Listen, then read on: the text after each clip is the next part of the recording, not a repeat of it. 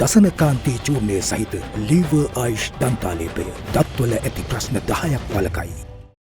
Among cabinet decisions this week, the green light was given to a proposal by President Ranil Wickremesinghe in his capacity as the Minister of Finance to advise the legal draftsman to prepare a bill based on an initial draft prepared by the central bank with regard to the Banking Special Provisions Act. The need for a Banking Special Provisions Act has been highlighted in the recent past by the CBSL, the IMF and the World Bank to strengthen the bank resolution framework under the crisis management framework of financial institutions regulated by the Central Bank of Sri Lanka as an urgent task. Meanwhile, the campaign finance bill prepared by the legal draftsman to provide for control over election expenditure has received the Attorney General's clearance. Accordingly, the Cabinet approved a proposal by Justice and Constitutional Reforms Minister to publish this bill in the Government Gazette and consequently submitted for parliamentary approval. ජනාධිපති මැතිවරණය, පාර්ලිමේන්තු මැතිවරණය, පළාත් සභා මැතිවරණය, පළාත් පාලන මැතිවරණය මේ හතරටම අදාළව තමයි මේ පනත ගේන්නේ. මේ යටතේ අපේක්ෂකයෙකුට වියදම් කළ හැකි මුදල් ප්‍රමාණය තීන්දුව කරන්නේ මැතිවරණ කොමිෂන් සභාව. ඒ මුදල් ප්‍රමාණය ඉක්මවලා වියදම් කරලා තිබුණොත් ඒ කාරණේ සනාථ වීම තුල ඔහුට മന്ത്രി දුරේ අහිමි කරන්නට ඉඩකඩ තියෙනවා. දඬුවම් කිරීමේ බලය තියෙනවා. ඒ පනත්වල තිබෙන විධිවිධාන වලට අනුකූලව. ඒ වගේම අමාත්‍ය මණ්ඩලයට මම ඉදිරිපත් කළා දූෂණ විරෝධී පනත.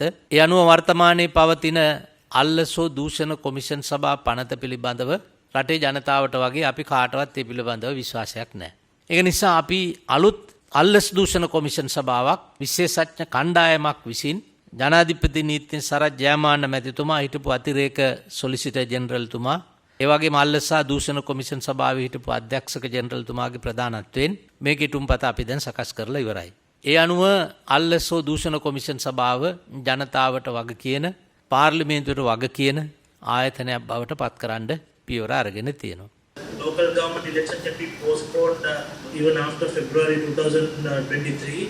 And at the moment that we have not taken any decision or made a request for any kind of postponement, what we are trying to do is to make this necessary amendments or the adjustment before the due date and then to go for the election. In the meantime, the Cabinet gave the nod for a proposal presented by the Minister of Power and Energy, Kanchana Vijayasekara, for a committee appointed by the Cabinet of Ministers instead of the non-existent Energy Supply Committee.